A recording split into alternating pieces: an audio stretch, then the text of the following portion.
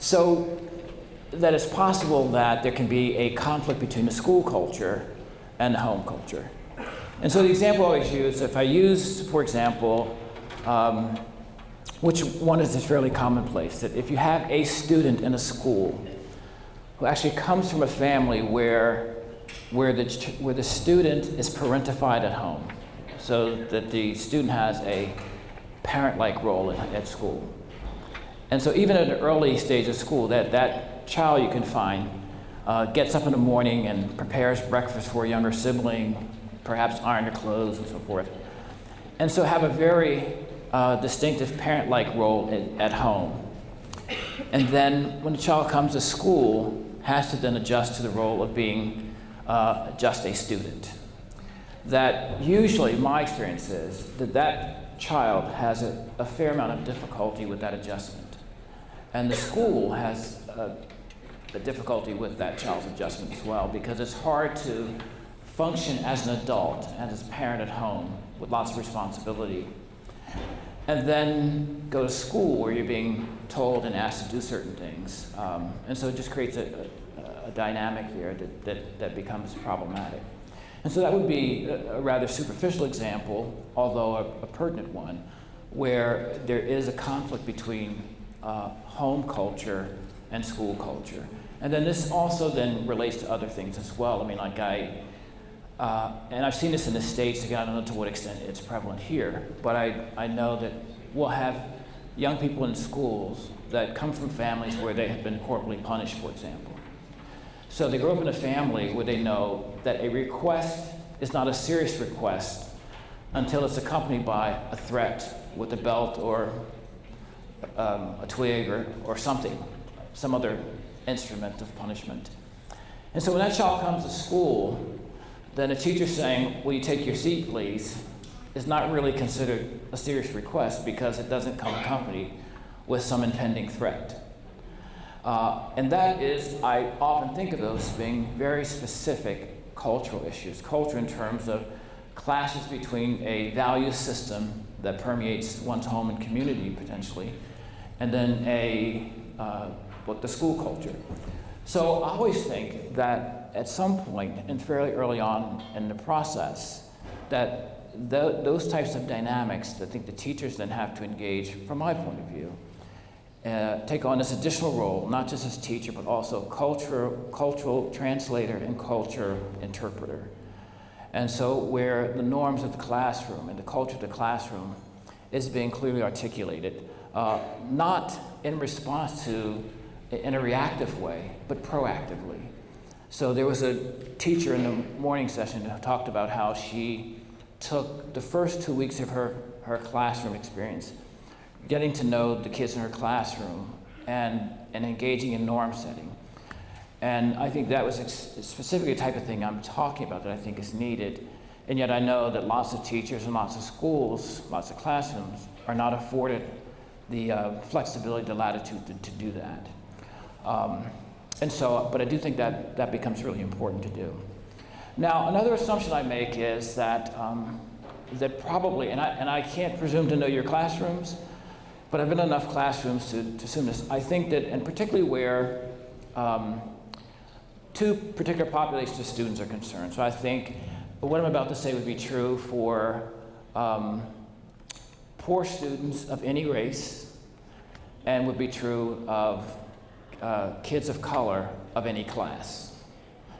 So I think when there are students of color involved, it doesn't really matter what socioeconomic status they have, or if there are poor students, it doesn't matter what race they are, that there's some common experiences that are predictably predictable. And so one is, I believe that with those types of, where class is an issue, like social class, and particularly like working class or poor, or kids of color, that my assumption is always that a disproportionate number of students in the classroom will come in with some what I really think of as invisible trauma wounds. And so that it's very difficult to take in a content area when your experiences with trauma are in fact activated. And in fact, that the potential aggravating factors are enormous. I mean, it could be a teacher who unwillingly serves as an aggravating factor to one's pre-existing trauma. So always assume that the teacher is well equipped when she or he goes into the classroom, reasonably anticipating what some of these manifestations of trauma might be and how they play out in the classroom. And so I do think that something as seemingly benign as a reasonable request of a student that has a little bit of edge to it could potentially activate a student's trauma. And so I'm in schools enough to know that, and so what teachers often say to me, which some of you will probably think before our time is up here today, is that, and again, this may or may not be true of here on the island, but certainly back in the States, it doesn't matter what state I'm in, what level school I'm in, whether it's private or public, the feedback is always the same. Dr. Hardy, I've been teaching for 10 years, 15 years, 20 years. I'm seeing more and more students today in the classroom with severe kind of mental health, psychological issues that I'm not actually equipped to handle. And so another version of that is that what drew me to this profession was that I love teaching. I want to teach math. I don't have time or skills to do psychotherapy in the classroom. That is a part of today's landscape in the educational setting. And so my belief is that teachers should not be expected to be therapists. But I think teachers should expect to be able to, this is just my opinion, to be able to respond to situations that come up therapeutically. So I don't think you have to be a therapist to be able to respond therapeutically. And so I think a therapeutic response is one when we encounter a situation that is both destined and designed to escalate, that we respond in ways to de-escalate that is a therapeutic response. So with the group this morning, I was using an example that was fresh in my mind because I was just in a school in San Antonio a couple weeks ago where these two elementary school age kids, like maybe 6th grade, at the beginning of the school day, both came into school and they had on San Antonio Spurs baseball caps. And I guess that's from the year that the Spurs won the NBA championship. And so they were proudly wearing these hats in the school, which also violated school policy. And so they encountered, this is about 8:20, they encountered the school principal, who looked at both of them and said to them rather tersely, take them off, and take them off right now. You know you're not supposed to wear hats in school. Take them off. And so it's one little black boy and one Latino, I believe Mexican boy. And so they both just looked at him as if he were speaking another language. And I'm tuned in now because I've been trained to appreciate situations that are designed to escalate, and I knew this would escalate. I mean, I had the same fixation there I have when I'm in a supermarket, and the 2-year-old in the grocery cart wants candy from the candy aisle, and the parent says no. I know that situation is destined to escalate as well, because most 2-year-olds can tolerate more embarrassment than their parents. So I'm watching, and so the principal then says, I said, take them off now. So the little Latino boy, somewhat reluctantly, with some trepidation, took his hat off. The little African-American boy stood firm in his ground, as if the principal weren't even talking to him. He just stared and just looked at him like, are you crazy? He didn't say that, but that was the expression I sort of attributed to him. So principal then, now frustrated, said, either take the hat off or you go home. Your choice, take it off or go home. Which I thought was kind of an interesting set of choices to present the kid with, because at that age, going home, that made the mandate the resistance even more attractive. So what ensued was that kid was then sent home. Now, I personally just think that's a travesty to miss out on education over, on the one hand, a silly hat. But then as someone pointed out this morning, well, the school rules, which I understand they should be adhered to. Here's the point of raising this, because I didn't think the principle illustrated what I would consider to be a good therapeutic response. So that the more they resisted, the more hierarchical and the more aggressive he became. And the more aggressive and hierarchical he became, the more deeply entrenched they became in their resistance. And so that situation went the opposite of how it could have gone. So I thought that what I believe is that that it's important for all of us in our roles to execute what I sort of refer to as the PTA rule. And the PTA rule is that parents, teachers, and adults who work with children have to at all times be stronger than and healthier than the kids with whom we work. Now, whenever I say that in the workshop, it always seems like such a great idea. People say, yeah, I get that. But when children are in front of us and they're resisting and being disrespectful in their resistance, sometimes it's hard for us to adhere to the PTA rule. And so I thought that was the case of this particular principle. So I thought it would have been helpful, a therapeutic response, from my point of view, would have been for him to say, hey, look, I noticed you guys have those Spurs caps on, probably still celebrating when they won the championship, whatever's true. I have one too, but I don't wear it at school, so I'm gonna have to ask you guys, take them off in here, because you know what the school rule is. And when you get outside of here, wear them proudly like I wear mine, or something like that. That, to me, would have been a therapeutic response that would have de-escalated a situation that was destined to escalate. But the principal failed to do that. And I'm sure, you know, when I talked to him about it, he said, to his credit, he said, look, I forget what it was, hundreds of kids in school. I don't have time to that level of engagement with every child in the school who breaks the school rule. Well, quite frankly, and some of you may disagree, but I don't think that's the child's problem. And I do understand I'm not insensitive to the demands on the principal as well. But that situation, the way he handled it, I can only ensures future difficulty down the road. And so I also think, which the principal didn't say, what I believe to be true, is that he also took their refusal to take the hats off personally.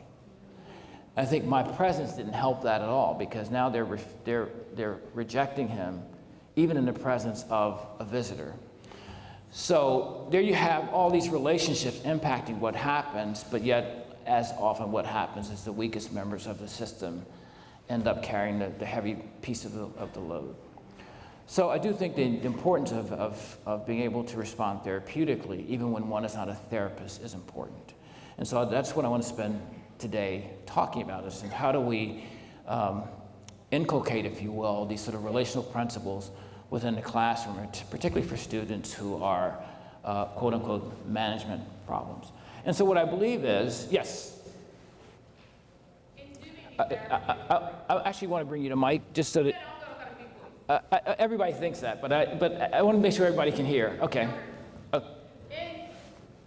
taking a therapeutic approach, do we sometimes alleviate our children of their responsibility and their role in what we have clearly set out most times as our rules, our regulations, the way that we function within our building, which is sometimes the only place that they do have rules and regulations and accountability and expectations. Because sometimes I feel like in an effort to appease a child and avoid any sort of confrontation, we also miss the opportunity to teach a child that, yeah, you're going to go in some places and have to do some things that you don't want to do. But the expectation is, and I understand it might have been aggressive on the principal's part, but as you stated, when that might have been the 20th child that you tell take off that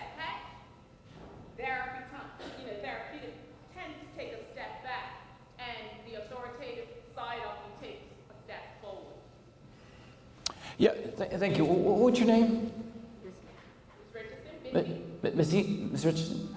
Thank you very much for your comment, and I always appreciate so immensely when I get a chance to engage with the audience, because my biggest dread about doing something like this is coming in and being a talking head, and then what happens is I watch people move into an expedited case of rigor mortis from this process. So I appreciate your level of engagement, and these conversations, I think, and maybe it's like a stage of life for me, but I'm at just a stage of life where I'm less concerned and less invested in being right than I am in being understood. So, and I'm also, have this insatiable hunger for deep conversations about matters like this, because I think these matters really matter. So now to your question. So no, I don't think that it compromises the things that you're concerned with. I know that's always the worry, that somehow that the kids have to be taught responsibility and how to be accountable.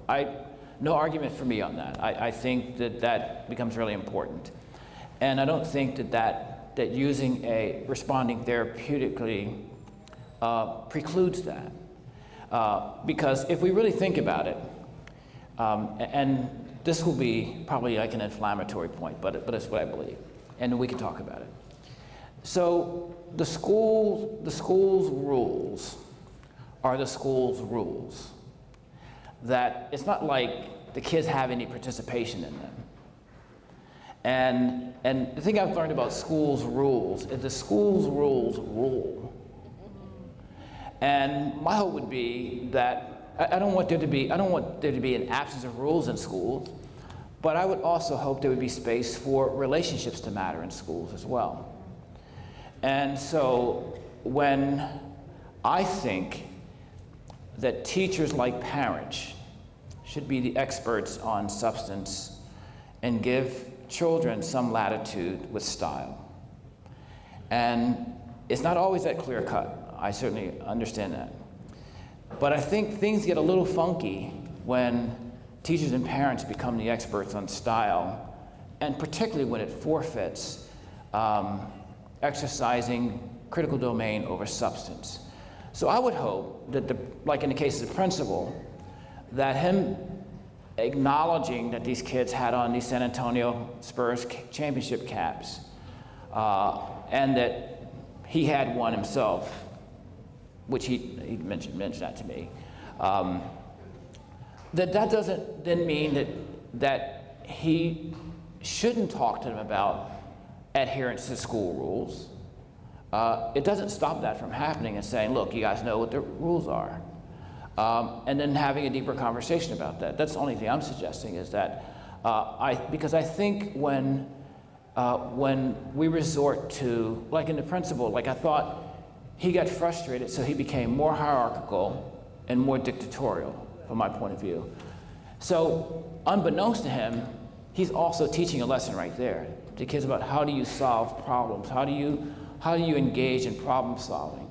Well, when you have more power, so that the same kids who go out now as 6th graders and use the approach the principal just used with them, with 3rd graders, will then get punished for that as well. Because when they do it with a 3rd grader, it's bullying, it's being too aggressive. And so I'm all for teaching. I think we have a responsibility to teach kids responsibility and what it means to be accountable and to be responsible, absolutely. But I don't think that one necessarily precludes the other. I was saying to the group this morning that part of what, I think that the particular framework I'm offering, talking about, which I'm just sharing it, and it's up for your full critique, and my feelings won't be hurt at all, is one that pushes us to embrace both and to critically examine the tyranny of the or, because I think that the ways in which we have so seamlessly gravitated toward Western ideology is to think in terms of either or. Either you're good or bad. Either you follow the rules or I do this. And I think it's possible to take a therapeutic approach and also teach responsibility and accountability. I would never suggest here and suggest that it would not be important to have students receive the message of accountability. Does that make sense to you? I'm not asking if you agree, but does it make sense? Yeah, great. Yes. I was thinking in response to this that. Can I give you the mic? Yeah. Great. I had to be respectful of the fact there's more of you than there are of me, so I need to ask. Just a very short comment in addition to what was just said. I think that the therapeutic approach, rather than apparently consuming more time, potentially saves time. That's right. in That's the right. long run. Absolutely. Absolutely. Thank you. I think that's absolutely true. I mean, I think that it's sort of short-term pain for long-term gain. Because when you invest in relationships, then it's not just that particular infraction you're dealing with, but you're providing a foundation for future exchanges as well. And I always say that I think in the classroom that the students in front of us have to be subjects for us, not objects. And when they're subjects, and not suggesting no one here does this, but we humanize them, but we also get to know how they're put together. Yeah. What was it? Did you have a hand? Oh, I thought you had it. Are the kids now Can you pass so this over? delicate? I mean, I have to ask, are the kids now so delicate? Because I think I always say generationally, maybe any one of us here that are over a certain age were raised a certain way, and look how we turned out. I think, Yeah. we heard things about some schools playing baseball without a bat or a ball so they could go big. One of the terms they use is millennials. And these, I'm not necessarily speaking on that part, but if we coddle these kids, are we not doing them a disservice? Because think of it, there's a lot of ways you can think of it. I have a 20-year-old son, he's my size and two inches taller. And if he doesn't know that you can't talk to people a certain way, particularly in the U.S. right now, being black and big, you can't have this open conversation or cuddle or therapeutic relationship. And I think that's where it starts, in the school, because a lot of parents aren't doing it. So in a lot of sense, the kids are. I mean, I've worked in 3 different schools, and I mentioned a certain woman's name that changed the way things are done in Bermuda with kids, and everyone sucks their teeth at her. And I think most people know who I'm talking about. But are we not doing a disservice by thinking that we have to, coddle them, convince them that this is what they have to do? Because we're having more problems with this generation than certainly our generation. Okay.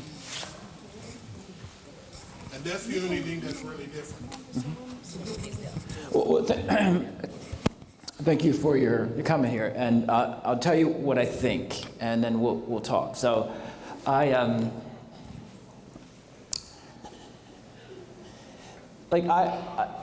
guess I don't think of it as coddling them, but here's my thought. I think that I think we're in love with the idea of loving children, and that sometimes that it's hard for us to think of children as miniature human beings. And I know probably people will disagree with this notion, so just let me finish. So I'm always struck, for example, when adults say something like, don't talk to me like I'm a child. Why are you talking to me like I'm a child? And I always think, well, if talking to another adult like they're a child is insulting, maybe we need to change how we talk to children. Because why would I wouldn't want to talk to a child in a way that I don't wish to be talked to. And so I don't know if children are more fragile. And then this thing always comes up, and that's why I'm hoping, I'm only here in the island for a short period of time, so we can just like have honest conversation about this stuff. So I'm totally open to it. I really want us to do this.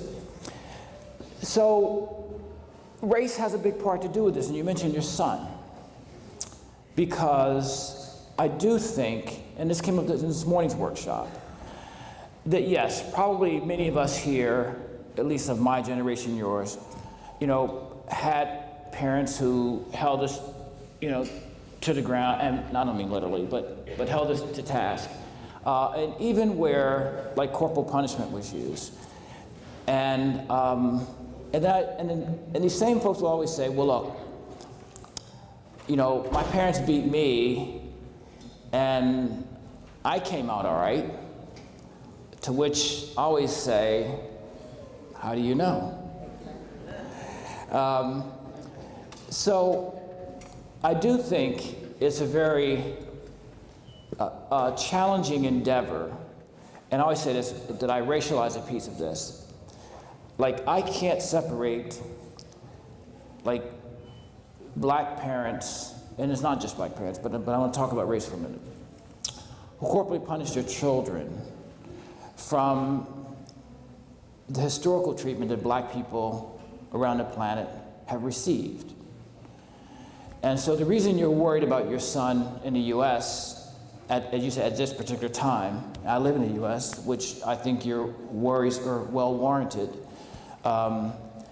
is because there's always been a mindset in our society that that the way to manage and treat black people is to punish them.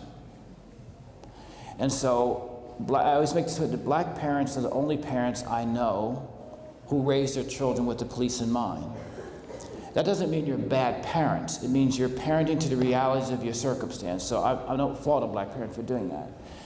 But we live in a context, black people, where we've been punished for everything. That when we hurt, we're punished. When we are happy, we're too loud and we're punished. And so this ideology has infiltrated the ways in which we treat our kids.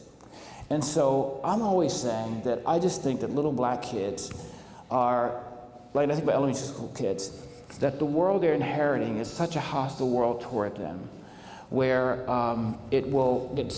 where it's smaller, that I want them to be able to at least enjoy the time they have as children. And so I think it's possible to be sensitive to the needs of children and to hold them accountable and teach them responsibility. I think that those two things are not mutually exclusive. I think somehow we think of, if I endeavor to understand you and take the time to ask, to find out, like, why are you wearing that hat in the classroom, in the school when you know it's against the rule, rather than telling you, you know it's against the rule, take it off. I think there's two different levels of commitment there. And so this point I haven't gotten to yet, which I want to talk about, which is that I just assume that a disproportionate number of kids come to school having experienced trauma. And so when you look at the world through the prism of trauma, if you become trauma-informed, that it changes the types of questions that you ask, that you're more concerned about what happened to someone than what's wrong with someone. And so if I'm looking at what's wrong, that dictates how I behave. If I'm looking at what happened, I'm much more curious. So I don't think these two things I'm describing, and that's why I appreciate the opportunity to elaborate, are mutually exclusive. It's not like somehow if you take a therapeutic approach, then therefore you're not holding a child accountable. I think that if you take a therapeutic approach, then you're looking at the value of the relationship. And so my thing is, I'm always asking myself in these exchanges, at these critical moments, like that principal, like I would have hoped that the principal, and I did say this principal, would have reflected and said, now what's most important right here now in this interaction? Right here, right now, what's more important? Is it more important for me to be right, or is it more important for me to be in relationship? And how I answer that question dictates how I respond. If it's more important to be right, then I say, take the hat off or go home.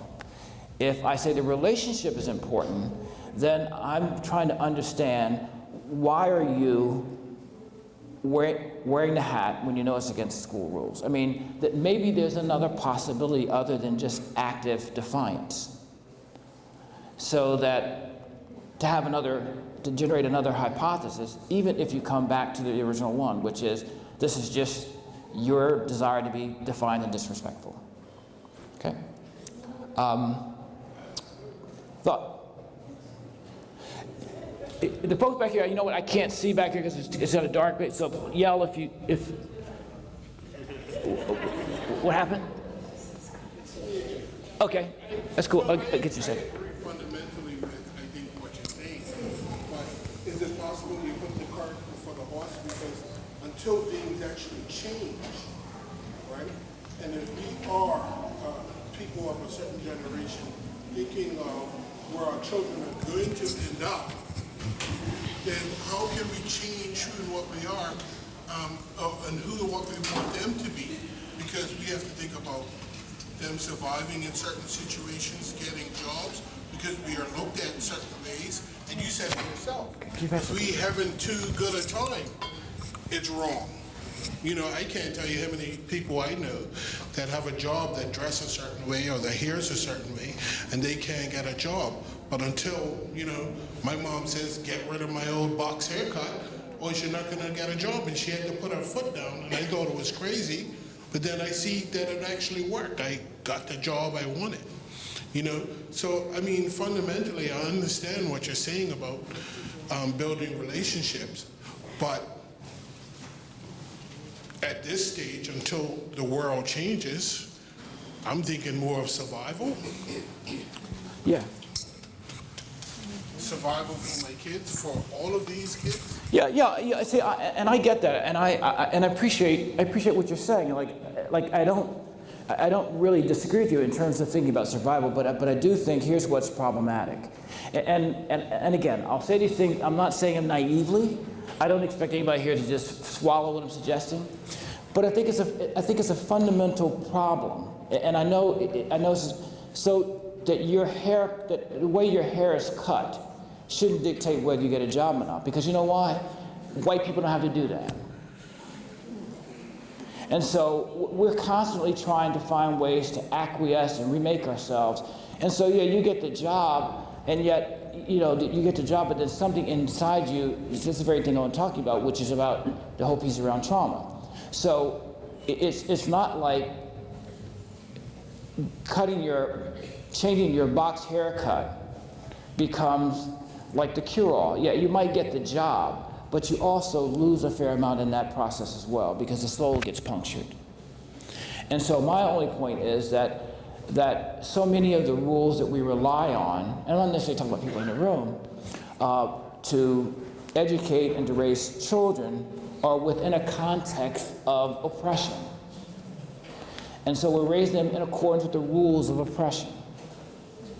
And that's the fundamental problem. Hang on one second. Let me just get here.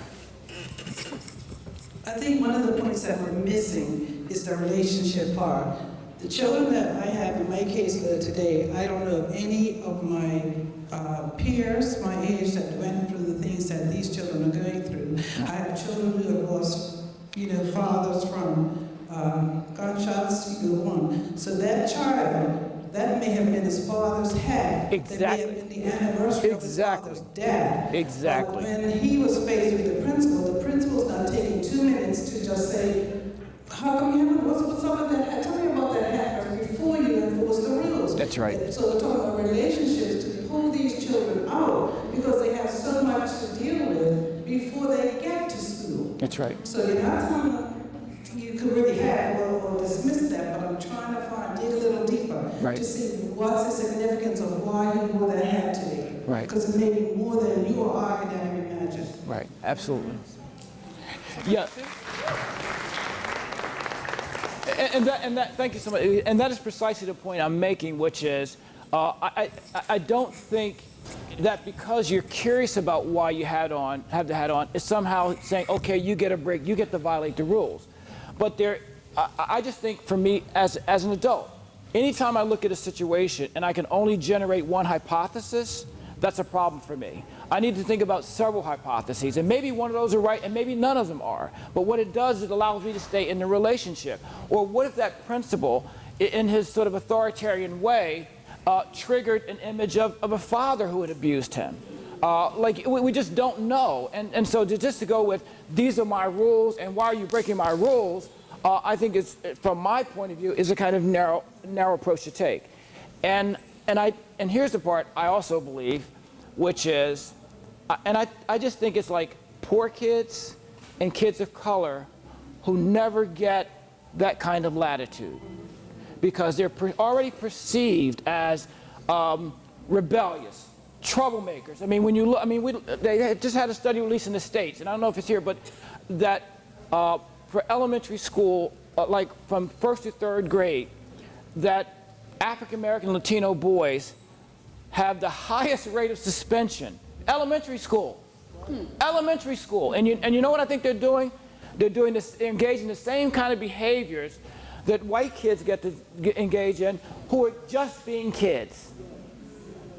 Who are just being kids. Because we lose somehow this notion that you can have good kids who do bad things, and bad kids on occasion who do good things. That requires a certain level of complexity that sometimes we don't bring to the situation, and particularly with, I think, poor kids and black and brown kids, is that they get pigeonholed into troublemakers. Yes, whoever has the mic. Yeah. In considering what you are saying as far as the therapeutic approach, is a component of that actually the recursive, when we speak to our children about, let's say, the way the school is run, for example, actually giving them circumstances as to how different people will react differently to you and your actions, for example. Because I think very often we talk about the rules or the regulations or the practices of a school, but we don't talk about the what ifs. Right. And so if, for example, the young man's reaction of not taking off the hat, what type of reactions may you get from an adult? And actually putting our children with, okay, if you say no, I'm not taking off the hat, and playing it out in a scene. You know, if you say no, I'm not taking off this hat, what type of reaction might you get from the adult? Right. If you say nothing and fold your arms, what type of reaction might you get from the adult? Right. I think those conversations are things that don't happen at home, maybe not in everybody's home, might never happens. My child ever refuses an adult, they know consequences come. So because that conversation may not be happening with a lot of our young people who have all sorts of things going on, I think the therapeutic part can't just be that first reaction. It's actually preparing them for it in conversations about, if you don't adhere to certain guidelines, this is something that might happen. Just like he was saying, he prepares his son for, if you don't get on the ground when the police tells you get down, what may happen? You might get shot. You understand? So these are very real conversations that, if we're talking therapeutic, it needs to be a precursor to just the reaction to the incident. Yeah, and that's exactly what I'm saying, suggesting that. Let me just get the mic.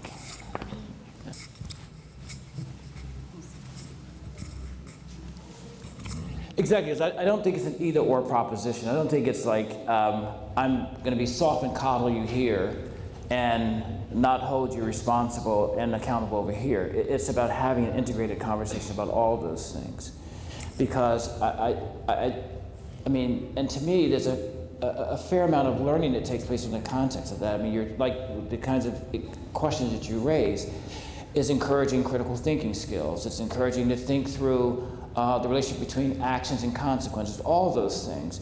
And take it off or leave, I don't think exactly does that. I mean, it may teach you that the consequences because you didn't comply.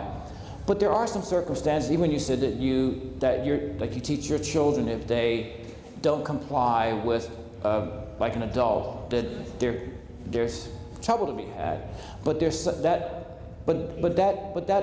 assumes that every request from an adult is a reasonable request. That's what I said. I said they would have consequences. Rather that consequence comes from the adults that they are refusing, which is right or wrong, because that's happened before too, where a child does not comply. My child in particular. But they were right in not complying. Right. But there was a consequence. Right. You Yes. understand? Consequence Yes. doesn't always mean punishment. Right. Consequence means an action that is ensued based on your action. Absolutely. Right. Yeah? Yes. But everything has a consequence. Right. Talk about those consequences and how you interpret them, how you deal with them. Yes. Absolutely. Being able to live with the consequences because Yep. of that. Hang on for a second. You have the mic. Go ahead. I think that the situation you described speaks to the fact that the principal hadn't put the effort in the front end to develop a relationship. Okay? And that if that had happened, I don't think his interaction with the boys would have been take hats off. Right. If there was a relationship, there would have been a more appropriate interaction with Right. them. And if the child spoke to the teacher like that, there would be a problem. But yet, when we speak to the child That's like right. that, for no reason, we're not modeling what we want them to do. We're modeling what we don't want them to do. Right. And then when they do it, we're like, why are you doing that? Right. Because that's how we interact with them. Right. You know, the old saying, they don't have to like me, they just have to work for me. Eric Thomas was here a couple years ago, and he said, I believe, if they don't like you, why would they work for you? Right. You gotta build relationships. That's right. And I just think that, a kid went home and missed a day of school was wearing a hat. I'm not saying you shouldn't have taken it off, Right. but it Right. was just not handled right. Right. And I'm disappointed the principal, in a calm moment, could have said, I could have handled it better. Right. It's a kid went home and missed a day of school. Right. That's Right. supposed to be important. That's why we're in the business. Right. Right. Yeah, absolutely. Yeah, I thought the substance was school and missing school, and the hat was a style, and again, that's not to suggest that somehow he should have been permitted to keep the hat on. I mean, I feel it almost a need to say that. So I also wanted to then talk about then what are some of these responses to trauma that kids bring into school, because I think that the teachers often say, and some of your colleagues this morning, that I just want to be able to teach, and yet I think that's a luxury that most teachers don't have, because what happens is so much difficulty in the classroom. And so in the interest of time, I wanted to talk about a couple of these wounds and how they play out in the classroom. And I think it's certainly applicable to this example I've given with the principal as well. So what I believe is that, that a fair number of students that end up in your classrooms are coming in with sort of metaphorical punctures that I believe emanate from experiences with devaluation. And what devaluation is any experience that a child has had that has assaulted his or her sense of dignity. And when one's dignity gets assaulted, that there's a very high premium placed on respect, that so much that respect becomes that which you're willing to die for in many ways. And so I think that it's not uncommon for children to have experiences in their own families where they have been devalued, and then to have experiences in the broader society where they're devalued. And so what happens when you get to school, that school can become an aggravating factor for those experiences around devaluation. And so I wanted to give just a couple examples of devaluation. So if that any child who has been abandoned, abused, or neglected, for example, is going to have difficulties with devaluation. When one has been devalued, the internal message is that I'm not good enough, I'm less than, even though one may not ever echo those words. And the difficulty with devaluation is that it can be very piercing. It's like a case of untreated cancer. And yet even the most experienced people, even experienced trained clinicians, have difficulty working with young people who suffer from devaluation. And that is because when one suffers from devaluation, that the way one deals with that devaluation is to overcompensate. So I would say if you want, like, the kids who are probably the most devalued are probably the ones you would never think of as being devalued. They're probably the bully, the kid that's overly aggressive, that's verbal, that seems to exude like I'm it. You know, like the president of the U.S. is a person who's been severely devalued. And so I had to push myself to find things to be grateful for since November. And so the things I've been grateful for is, A, he has elevated I was telling Stephanie here this morning, he's elevated the conversation around race in the U.S. So I've gone from people inviting me to do a workshop and saying, can you not talk about race? I mean, multiculturalism or cultural competence. Now, since the new clown is since the president is in town, can you specifically talk about race? Can you really talk about race? So it's elevated the race conversation. For me as a clinician, it's made my job a lot easier because now I can take very complex terms, psychological terms, and just say Donald Trump. You know, so like, so if you want a picture, a perfect picture of someone who's devalued, who has a deep sense of devaluation, just look at Trump.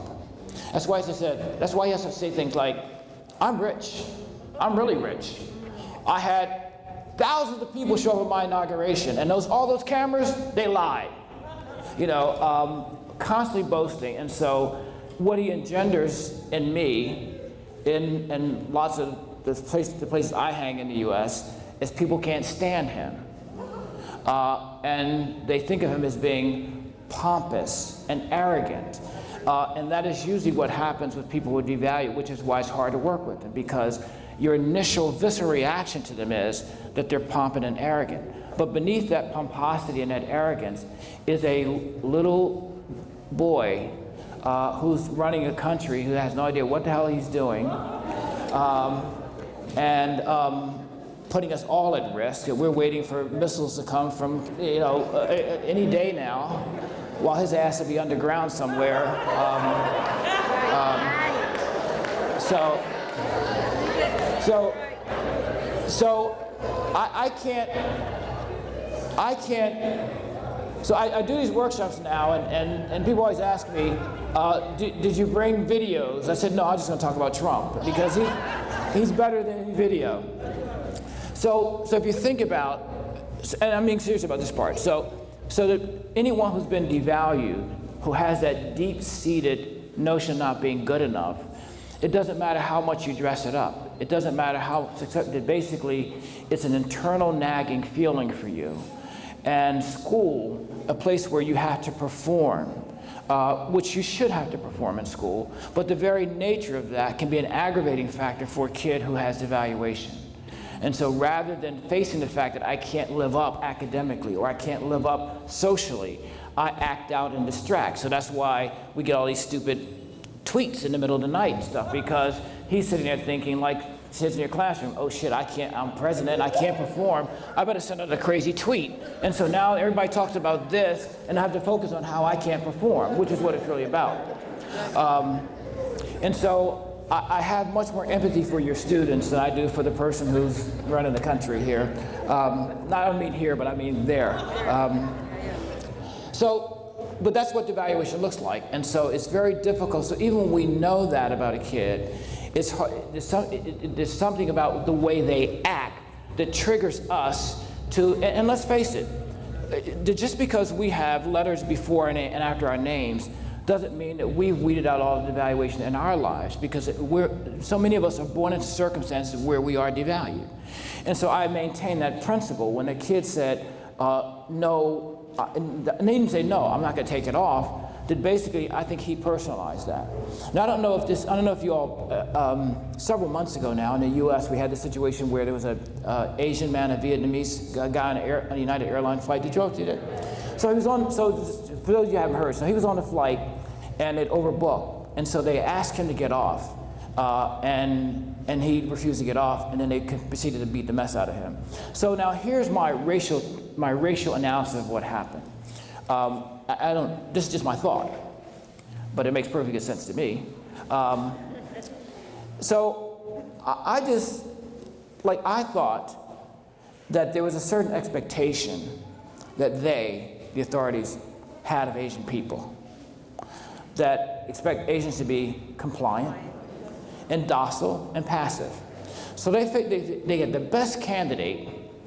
So they went to him and said, we need to have you go off. And like the little boy with the hat on, he looked him square in the eyes and said, I'm not getting off. And I think it created a no shit moment for them, because then that they expect Asian to comply. And so that was tantamount to threatening them, which is why they then beat the poor man, just beat him. And so my point is that somehow that they end up feeling devalued because he didn't get off. And I just think that that's how race plays. I think had it been someone with the name Muhammad or someone they assumed as black, they would have come on with weapons already drawn. And wouldn't have been asked to get off. He would have said, you get one chance to get, which is what I know what you're talking about here. So my point is that sometimes our own sense of devaluation can make it difficult for us to hold other people's devaluation. And the fact that we're teachers or therapists, there's always that little twerp in front of us who knows, and you all know this better than I do, that you can have a student in your classroom with an IQ of 45. But one thing that young people know how to do marvelously well is to identify the buttons of adults and then establish a relationship with them. They push them. And so if we haven't dealt with our own sense of devaluation, and particularly if you're in a school where administration presses down on you as a teacher and you feel devalued by administration, then you have less to give when you're having to deal with devaluation in the classroom. It becomes just a cyclical process. Okay, and so those wounds around devaluation are inevitable, and so I think that part of what, I don't think that teachers, in my opinion, get the opportunity or the chance just to be teachers. I feel like the teachers that you also have to be part therapist and full-time healer in terms of what you're dealing with, and so what the healer part of you has to do that you didn't sign up for is to recognize that this child is coming from a place of devaluation, and how do you maneuver around that?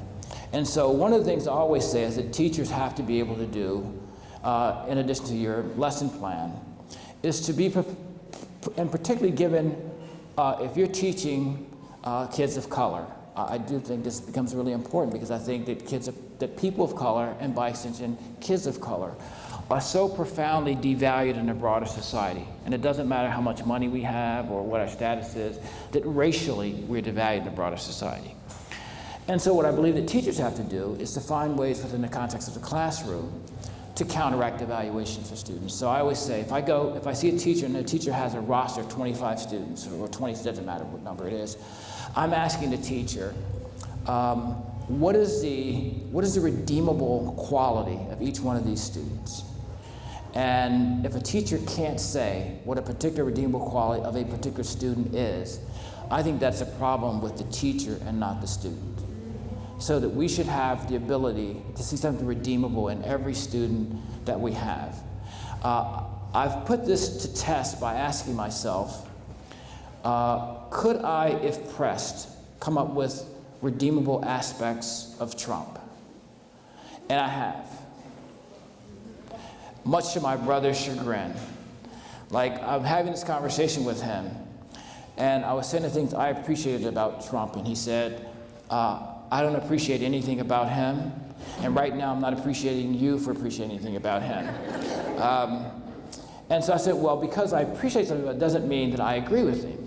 And he said, well, there's nothing to appreciate about him. And so I personally think my brother's position is problematic, because I think I can be fundamentally in disagreement with someone on every possible issue and still find something redeemable about them. And so I think that's the vision that we have to have in the classroom, to be able to see that little piece in our students, because that's where hope resides. That if we have a student that we believe the student has no redeemable quality, we're essentially saying that I consider you to be hopeless, and there's no place to go with you. And so with Trump, I find it, I appreciate his creativity when it comes to manufacturing stories. I mean, he's one of the best.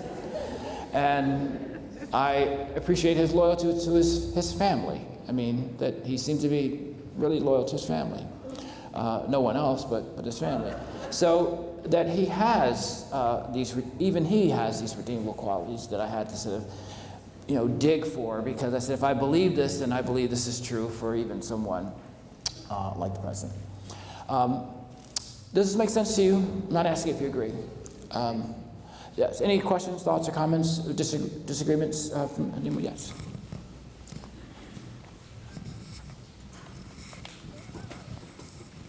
Thank you. I just had a comment. For 3 years prior to this school year, I had traumatic experiences. I was out of the system for several years teaching adults and came back in and went back into middle school. And I had classes that were literally horrific. I have military family members, and I felt that I was experiencing PTSD, not just me, but my colleagues. And it was because, as a colleague, present colleague said, students were allowed to not negotiate, but almost override what you say, because they were children, because they were considered the student, the child. And you were the adult, take the emotion out of it. You should understand. And it got to the point where it made us physically ill. So I find with our children, and having taught and lived in the U.S. for many years, and then came back to Bermuda, Bermuda children tend to be more entitled. So it's not so much trauma, it's you owe me this, so why don't you just give it to me? And that is not a real world experience. So we're trying to enlighten them to the real world, because we live on an island the size of a postage stamp, really a pinhead, and they need to realize that this is not the norm everywhere. So that's what we encounter. And having visited, my daughter lives and works in South Korea. I have a friend in South Africa, I visit her. The students do not, the culture is you respect your elders. You respect what people say. If they say do it, you just do it. And ours are not doing it. Just an observation. Yeah, well, thank you. Thank you. And I was struck by your point about that your children, your cultural children, have a sense of entitlement, and that's not trauma. And I take your word for it because you're here and I'm not, but I also wanted to say that there is an element of trauma, and a trauma wound that looks very much like entitlement, and referred to as destructive entitlement. And destructive entitlement happens when one has been chronically deprived. And so, what destructive entitlement does is, at first glance, it looks like privilege entitlement, but it comes from when there's been an inequitable distribution of resources. Those resources could be love or affection or value. And what happens with destructive entitlement is, I have this notion that it's mine, that I deserve this, but what underpins it is, I deserve it because I have been deprived. And so it's easier to talk about what one deserves and what is entitled to, rather than what the anatomy of one's deprivation. And so when there's destructive entitlement, it destroys any sense of balance between give and take. So that, in families, for example, if there's a child who the child who got less from the family will probably end up being the destructively entitled child. And then that child goes through life where it's hard to balance between give and take. So what we're doing here is, I talk and then you talk. That we share the mic, that there's some reciprocity here. When there's destructive entitlement, I talk and talk and talk, or I take, and I don't give. And so, again, there's something about that at first glance that is so obnoxious and so offensive that it's hard to appreciate the piece of it that's connected to traumatic experiences. Does that make sense? Yeah. Now, I'm not suggesting that's what you just described, but I did want to say that because I think there's the kind of entitlement that comes with privilege, where the world has been my oyster and I deserve it. But there's something over here that looks very much like that, but is born out of deprivation. And so it's like I had a kid who was referred to me because it was in the spring and he went by a big department store and they had the bicycles out in front of the store. He walked up to broad daylight, got on a bicycle and rode it off. Well, was arrested a few blocks later. I asked him in therapy, why do you take the bike? He said, well, because it was out there. They didn't want anybody to take it, they shouldn't have put it out there. But that's destructive entitlement. That, you know, this idea that they put him out there because they had a lot of bikes anyway, they wouldn't miss it. And what he was experiencing but not saying was, I deserve a bike too, and even if I have to take it, and even if someone else is harmed by what I do, I deserve this because I've been deprived and sacrificed. And again, I'm glad you raised this point because there's something about that behavior at first glance that is so obnoxious and insulting that it's hard to get to the piece that's connected to trauma. But there is an underlying piece of that has to do with deprivation. Okay? So I want to talk about devaluation. And then another piece I want to talk about, which I think plays out in the classroom, is this notion around community. And I use community as a metaphor to talk about relational connectedness. And so I think there are 3 levels of relationships and communities that young people participate in. And I believe if they've had disruptions in those, then the classroom is a very difficult place. So there's primary community, which refers to family. And that is blood or not blood. And then there's extended community, which refers to school, church, temple, mosque, synagogue, sports. It's all those places where young people participate that helps to make the transformation from me to we, to be a part of a collective. And then there's third, the cultural community, which has to do with the kind of clarity that young people develop around who they are culturally, whether it's in terms of gender or race or ethnicity, class, and so forth. So what I'm suggesting is that young people participate in all 3 levels of these communities, and when all of them gets disrupted, then it's difficult for them to participate in relationships. And so that much of the acting out behavior that takes place in class has to do with managing relationships. Like there's some students who will be a model student in one class and an absolute terror in another class. Same student, different behavior in different classes. And that has to do with the navigation of relationships. And so I think it's a very difficult proposition to start the school year with a class and not spend time creating a sense of community in your classroom. Because when you're bringing in 20 different people or whatever number of students you have in your class from different walks of life, even if they share the same racial background, that community has to be developed within the classroom and relationships have to be nurtured. And so my question is I'm always curious about what are teachers doing to cultivate that in the classroom?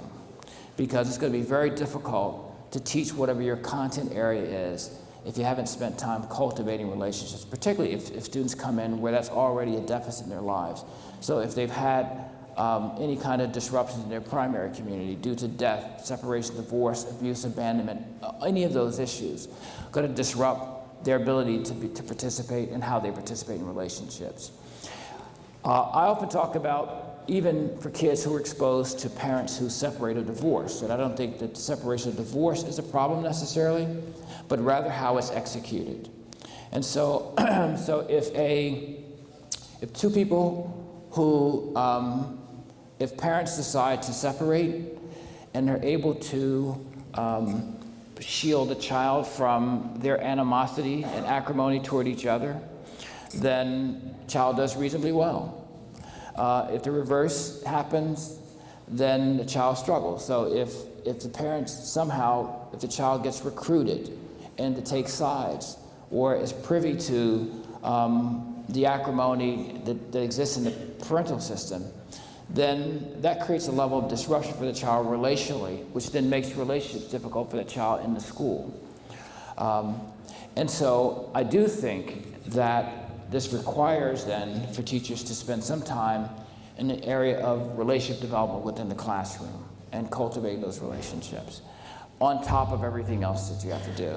I know it seems like an insurmountable task, but I think either you do it on the front end or you spend your entire school year trying to navigate those relationships, which becomes exceedingly difficult.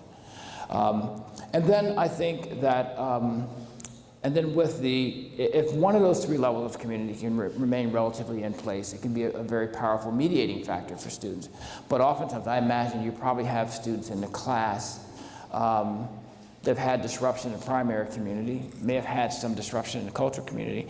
And so when kids are suspended or expelled, then what it does, it removes that last semblance of a community, because I don't know if this happens here, but I know in the States, there's some kids who show up for school every day, and it's not because they have even the slightest interest in learning anything.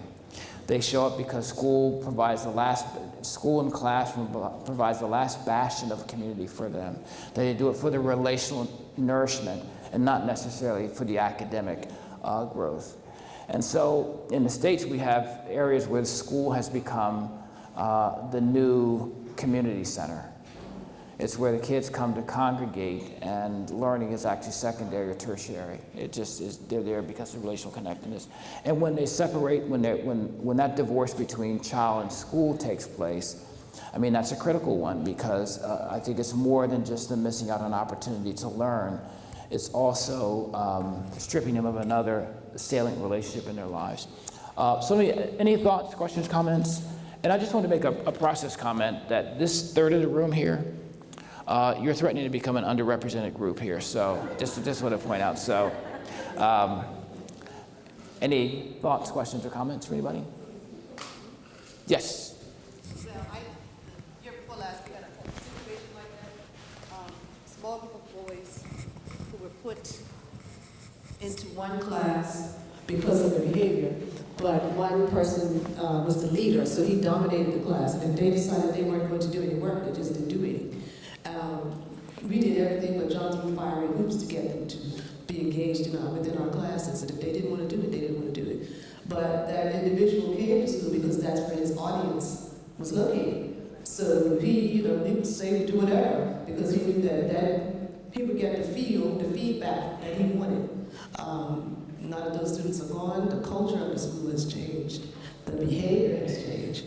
But while they were there, if that one person said, okay, we're going to do my spring's work, we'll do one page, then they'd all do it. But if he decided we're not doing anything, they wouldn't do it. So it went from class to class. It wasn't just my class, it was all the classes. So, and parents supported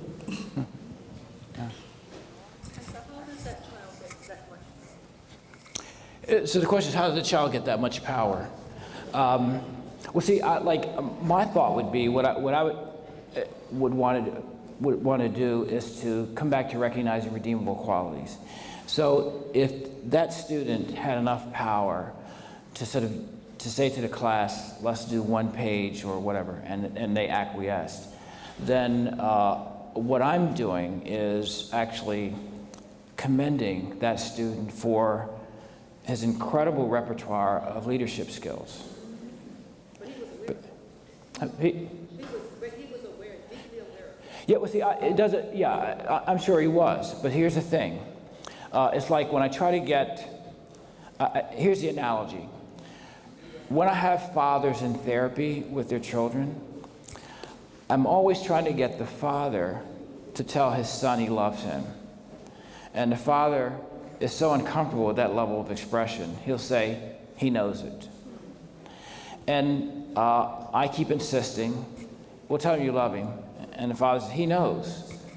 I said, third time, can you tell him you love him? Now the son is getting nervous. I know, because he sees how uncomfortable the father is. So I believe the father does love him, and I know he knows the father loves him, but he still needs to hear it.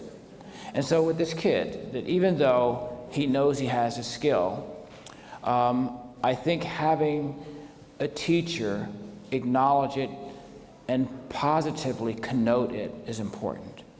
Because the next notion is that you have this incredible way with people. I mean, that you have, I've noticed here that you have this ability to convince people to take actions sometimes against their own best interest. And I think that's the marker of a true leader who can do that. And here's the part that I find quizzical, is why do you waste and invest it in these areas here when you could be using it so much more to your advantage? And helping to create a vision for him about, rather than changing that, helping to create a vision for him of how that can be channeled to work for him. That I think, because then what it does is, it provides a vision for him, but it also allows the teacher to regain the power in that situation, because the power to frame his experiences is the ultimate power of power, to be able to do that. But if I, the teacher, if I'm reactive to that, or I want to shut that down, then I can't access it to take what is otherwise a strength of his that's being misused to get him to use it much more effectively, if that makes any sense to you. But see, these things, these make a lot of sense in moments like this where we can be really cerebral. But when you're in the classroom and you're witnessing that and you're seeing him and his behavior as adversarial, it's hard to respond that way. It's hard to lean into it, because what we want to do ultimately is to take it on, which is, that's like a battle that we can't win, you know.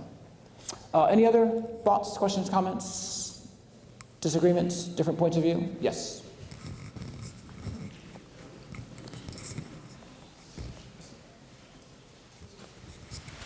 My own children were wonderful in the community, and people would talk about children I did not know when describing my son and daughter. And when they were home is when they meant it. And my theory, without any research, you can Google it, was that they loved and respected us enough to not embarrass us in public. But they could come home, and that was a safe place, and that's where they got all of the bad behavior out of in your safe space. Some kids don't have a home with a safe space. When they engage in disrespectful, disruptive behavior, the consequences, again, without any Google research, I say are too severe. So where's your safe place? They come to school. So I'm not always successful. When a child is giving me a hard time, I just like to take it as a lesson. This child has enough trust in me that he knows he can act like this here, and the consequences, well, there will be consequences, won't be so severe that he couldn't do it again. You know, children need places to let loose, and sometimes school is a place they get to do it, even though it messes up your careful lesson plan for that day. Yeah, and I do think that's an important piece, is being able to see that pearl of redeemable quality that's so firmly in the midst of all that which is problematic. To be able to see both of those and to work with the pearl, because I think that's where we build on. And when we fail to see that, I think it just helps to unwittingly magnify the very behavior we want to extinguish. I mean, that's the problem with it. Any other thoughts? Yes.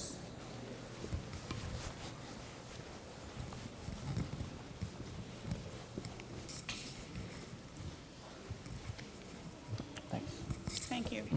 I just wanted to say that sometimes us as educators, we forget that behaviors are learned, they need to be taught explicitly sometimes for our students. In my classroom, I experience behavioral challenges on a daily basis because of my clientele. For me, it takes a certain level of empathy on a daily basis in order to know how to approach my students and to deal with some of the things that I see. And one of the approaches that I've taken, I think it connects to the therapeutic approach that you've been talking about, is explicitly teaching students how to behave. So for example, we as adults, we have choices. If I had a fight with my spouse, I have the choice to come to school. It's really bothering me. I can change up my lesson. Maybe I'll get the kids to work in their books today because I physically cannot get in front of the group in the condition that I am and teach. Kids don't have those choices. Right. When they come to class, it's what the teacher wants us to do. Right. However, if that particular student had an issue last night with their parents, or their parents were fighting, and they're coming to school with all of that baggage, they don't know to come and say, Mrs. Allen Garnes, I'm really sorry, but I had a really rough night. Right. Is it possible for me to not do the assignment that you're setting for today, but to take it for homework because of whatever situation? Can I go to the guidance counselor? I don't know how to do that, so then sometimes it comes as a behavior. I'm going to see how best I can avoid work. I'm going to knock over some chairs and throw my book on the floor, and that's how I'm going to get out. And of course, we respond by not looking at the behavior and analyzing it and empathizing and understanding this behavior has to come from somewhere. How can I understand it? We respond by saying, look, get out. You don't know how to behave. Find yourself outside my door. And then we rationalize this child just does not want to learn. Right. But it's not that. So in my classroom, one of the things that I have to explicitly do is to teach my students. So from the time you come in the door, if you've come in and you haven't done what you're supposed to do, let's try that again. This is the way you're going to do it. This is the way you're going to say it. All right? So instead of, this is about mindfulness, you know. This is too hard, I can't do this, you know. Stop. Let's try this. I'm going to give you the words. Mrs. Allen Garnes, I'm having a really difficult time understanding this concept that you've taught. Is it possible for me to, and I will give them some options, work on this with you at lunchtime and give them the options so that they know how to approach, you know, difficult circumstances that they just don't know how to get out of. Yeah, see, I don't know if you're right, but I know I agree with you wholeheartedly. I used to get those two things confused, but I do agree with you. And I was saying to the group this morning that I'm always thinking about our jobs as educators is to position ourselves to have an impact. And that's what you're doing with your students. You're creating this opportunity to have an impact.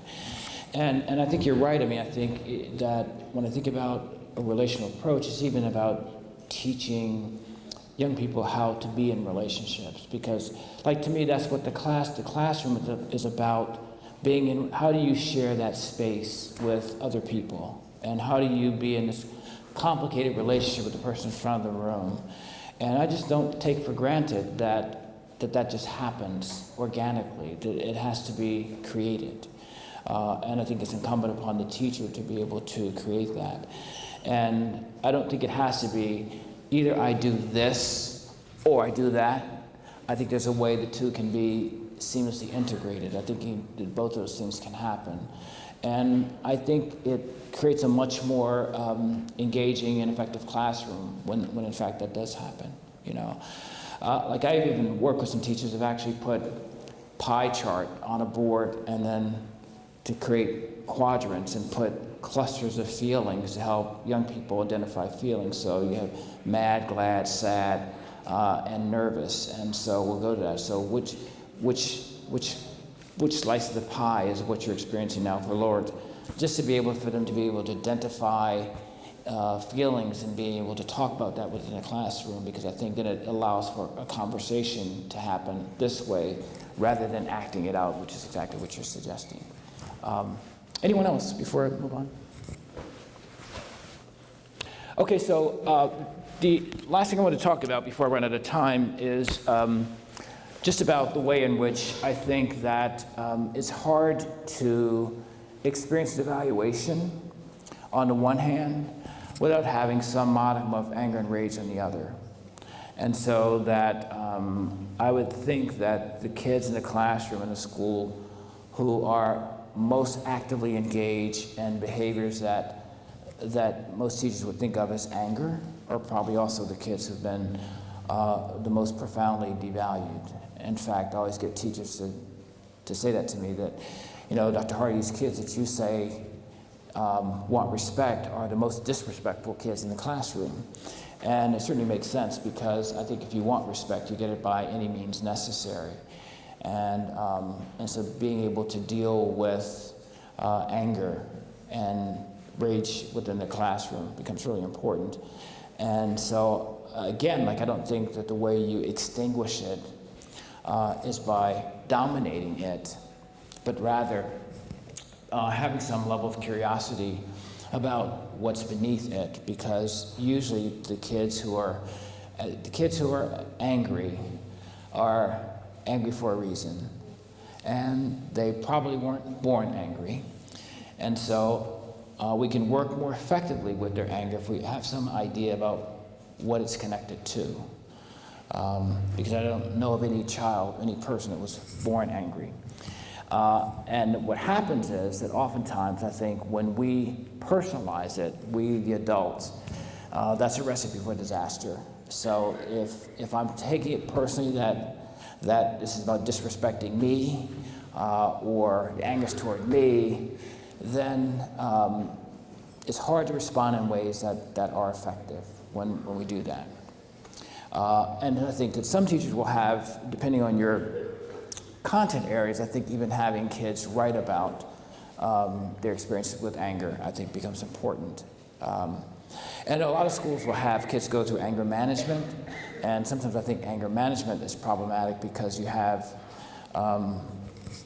kids who have rage. It's not even anger, and anger management is good for anger, but it's not good for rage. And rage is usually tied into experiences with domination or devaluation. So if I have this feeling about not being good enough, then what I usually carry around with me is like some underlying rage that just gets generalized out here. And anger management doesn't do very well for that, because I think that that's where the students need some opportunity to channel that. And so some of the assignments can be used to utilize that, even in discussions with kids about that. But I think the key portion is for the teacher to be able to identify that which is redeemable in every student. And so that's always my fallback position, even in the middle of a child who's expressing a lot of rage.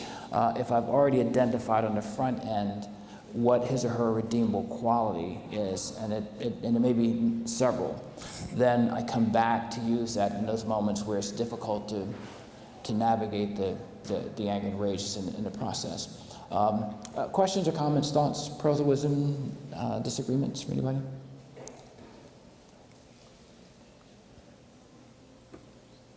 Okay, so then I also think that another responsibility then, the way to that I wanted to talk a bit about was, I've talked about this notion of redeemable quality, and I have developed this model that when I use it in schools, it's called disciplining without devaluation, about how do you discipline kids, hold them accountable, at the same time without devaluing them.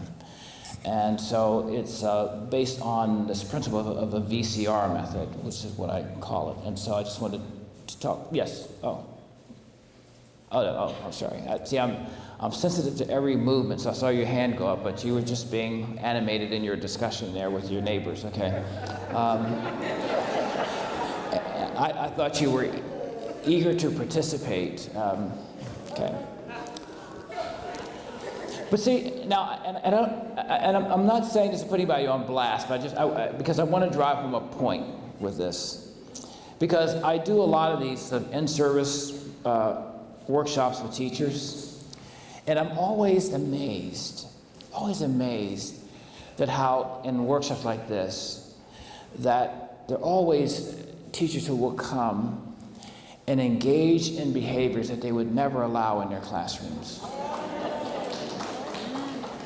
So my thing is always, and I'm okay with it here, but my thing is always, do you allow your students the same latitude? Or do you operate on a double standard, that somehow it's okay to do it here, but they can't do it? And if that's the rule, I just want to know, how do you justify that?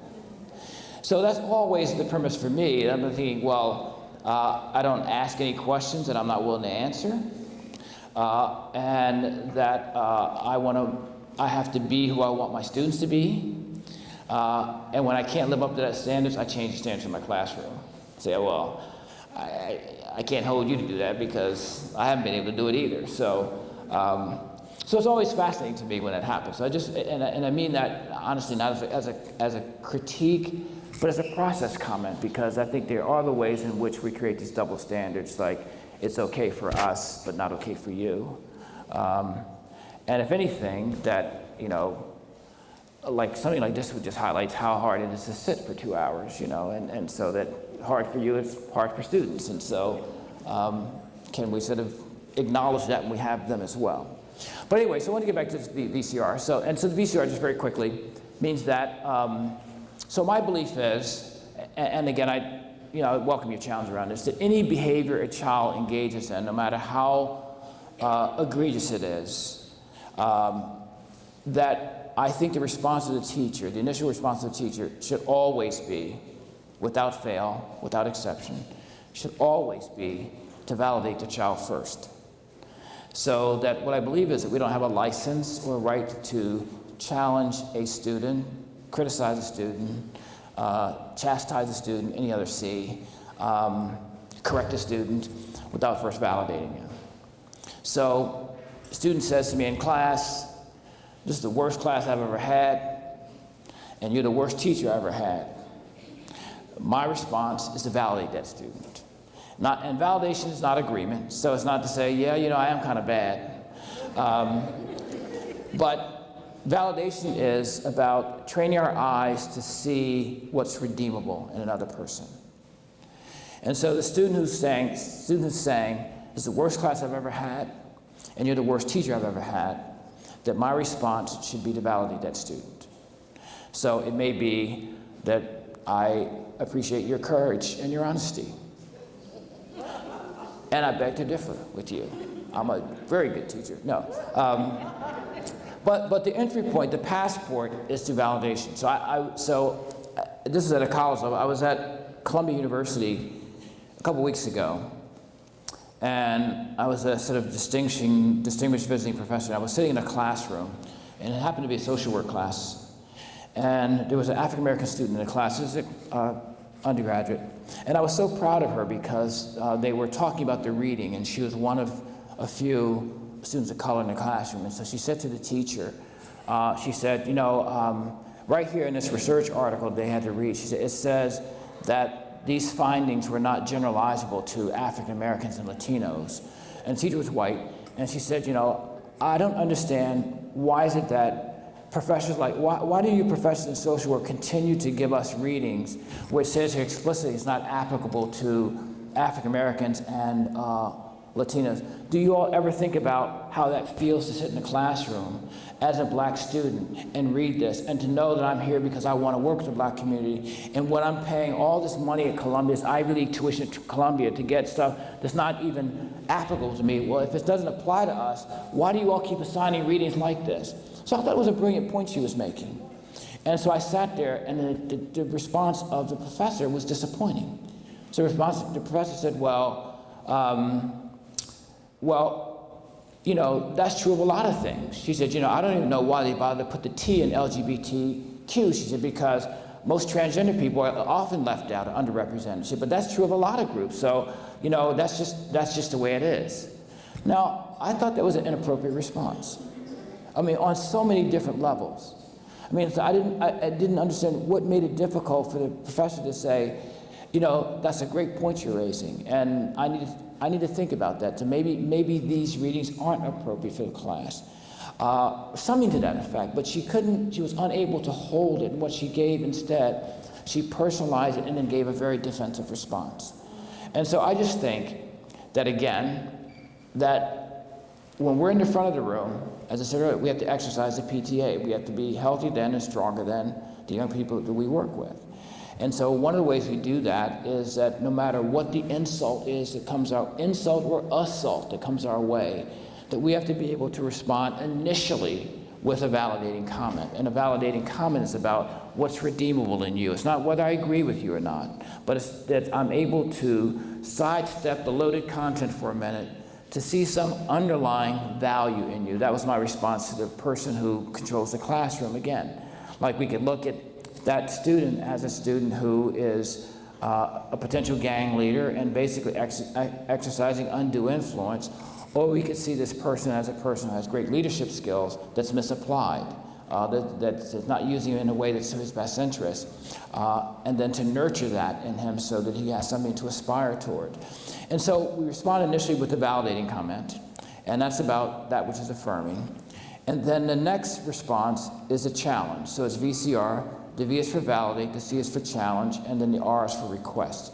And the whole purpose of this is to empower teachers to be able to engage in difficult conversations with students about difficult behaviors in a way that holds them accountable and at the same time does not serve the purpose of further devaluing or demeaning them. And so once I've validated the student, and then the next is the challenge. And I think it's important to keep in mind what some of the underlying principles of the VCR are. So one is that first, that a validation must always precede a challenge. So I never challenge a young person without first validating them. And the second is that we have to sort of change our language system so that we're eradicating the word B-U-T from our language system, because we're recognizing that but is the great eraser, that anytime we use but, it erases everything that precedes it. So I think you're smart, but. Well, that's a good point, but. The but is just a great eraser. It just erases everything before it. And what happens is the students get adept to waiting for the but because they know the real message follows the but. So it doesn't matter. You can extol them from now to a month of Sundays. But if we use repetitively but, then what happens is they tune their ears out to the validating, and they just wait for the but because they know the real message comes after the but.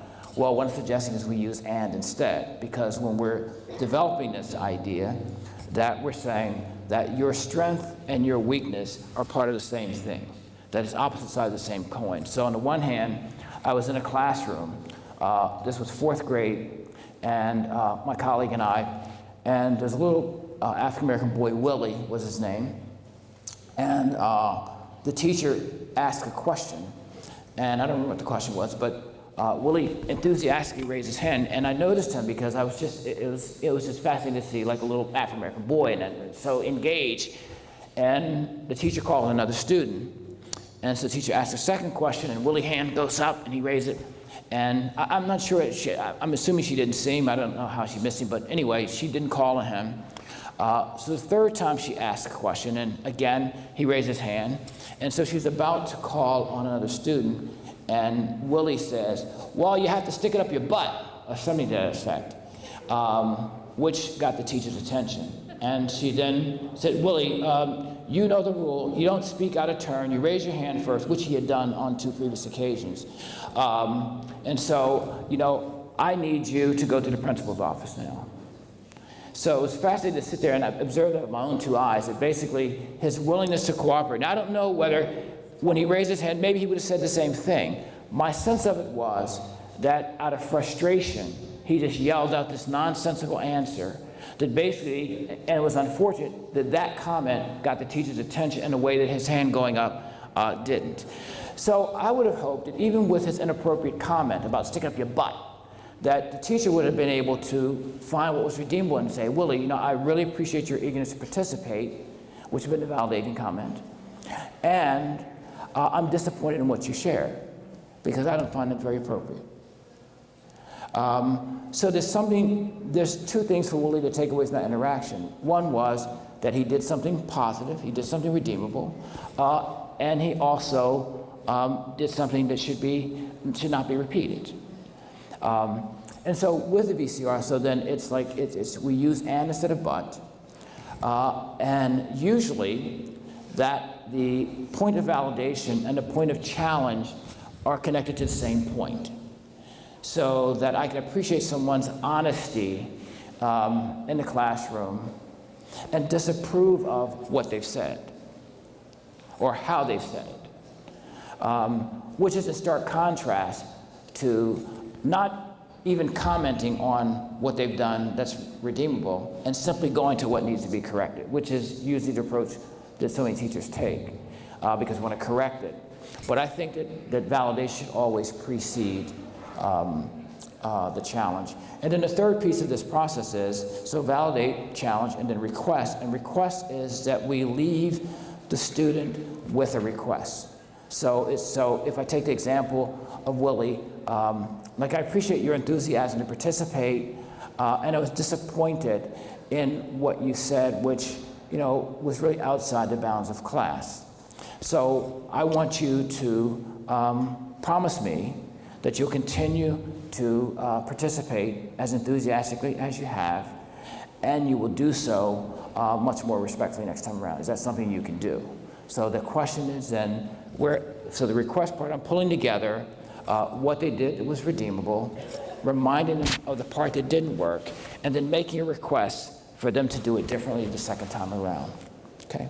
Now that's a very quick overview of this. Does that make sense to you in some ways? And so the difficulty oftentimes that teachers have, and not just teachers, but clinicians, most of us have with validating, is that somehow validation gets interpreted as agreement. So when I was having this conversation with my brother about appreciating Trump, all he could hear was, which he even accused me of that, he said, you probably even, next thing you'll be telling me you voted for him, which of course, I'm proud to say I didn't and can't imagine ever voting for him. But my interaction with my brother was very diagnostic of how difficult it is to do these things, because if you, trust me, if you as a teacher say to a student who has just cursed you or said something to you negatively, and you validate them first, you're going to hear from your colleagues about how you're reinforcing negative behavior, or how you're not holding the student accountable because, which isn't about any of that. It's about daring to see something that if you're looking at a web of pathology, if you will, your ability to see a little pearl of functionality in that is what the part of you as healers have to do, is to be able to see that place where hope potentially resides, and to create that vision for the student. And granted, it may seem superficial at this point, but I think it's very transformative for a student to hear that a teacher sees something redeemable in them, because that may be the only place that what is seen and labeled as redeemable could theoretically be a part of that child's life. Because oftentimes you can get kids who get, in that sense of devaluation can just happen in one's home, where your dreams are being smothered and forfeited. And I always say that, like a child's dream should never come equipped with an expiration date. And a teacher's role is to constantly to nurture that over and over again, even when it seems unlikely and impossible. I think that's what it's all about. Thank you all very much, folks, for having me here, and good luck to you.